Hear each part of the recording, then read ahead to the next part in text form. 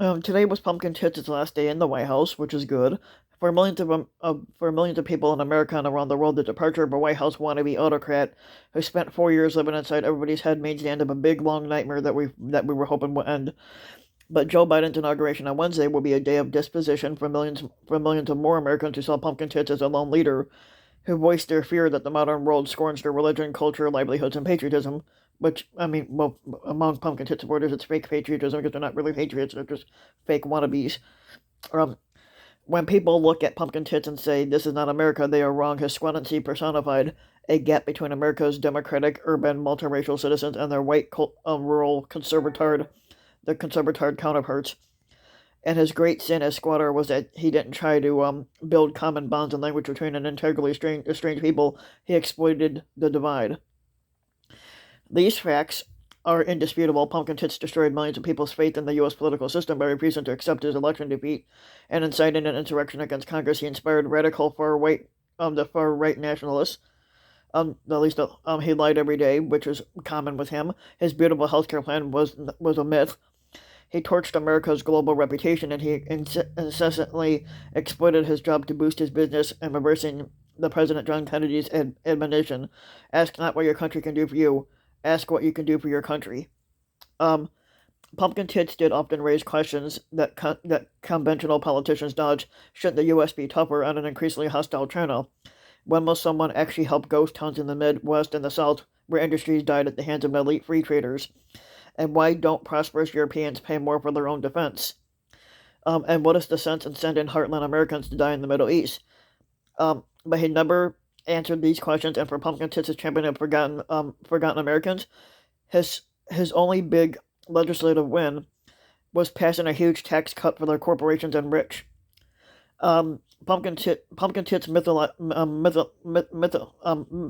mythologizes his skills as a builder, but he will be remembered for destruction. After losing the White House, the House, and the Senate, and being impeached twice and throwing out tens of thousands of lives into the teeth of the pandemic, this one-termer has earned his inevitable historic ignominy as one of the worst U.S. squatters, if not the worst. Um, Civil rights leader and peaceful protest advocate Martin Luther King Jr. would be disappointed by the state of the country if he were alive today. His son said on Monday, a national holiday to honor King, "My father always believed in the people of our nation, but certainly he would be greatly disappointed in how we have chosen to conduct ourselves at this particular moment.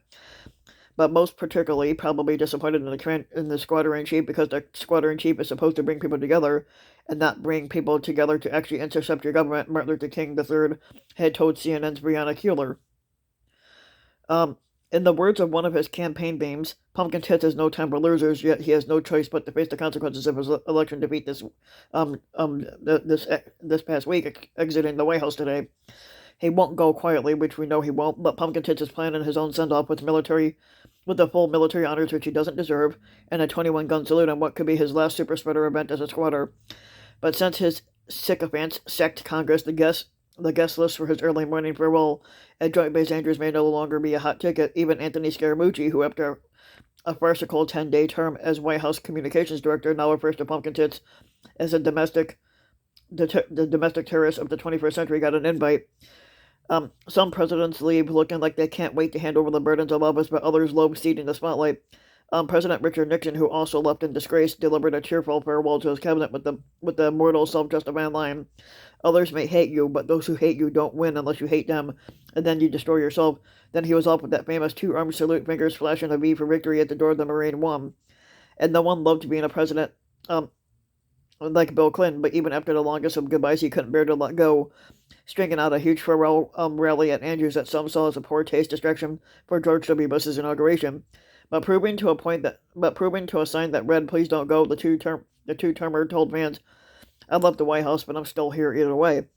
8 years later, George W. Bush left the incoming President Barack Obama's inauguration and helicoptered over a crowd singing "Nah, nah, nah, nah, hey, hey, goodbye," in mockery of his squadron, which had effectively expired in the bloodied sands of Iraq. The joke soured on Democrats 8 years on, though, when Obama was succeeded by a president who made W look like George Washington. Pumpkin Tits, of course, will spare himself such humiliation, by shipping out of Washington early on Inauguration Day. In doing so, he'll crush the presidential decorum to the very end by snubbing Biden's big day. Yep, and they already sworn Biden in because I was watching the inauguration earlier, so Biden's already sworn in.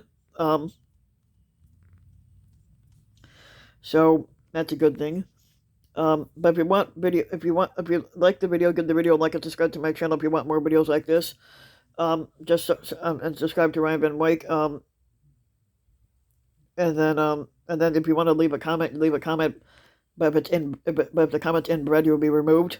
So just to let you know on that part.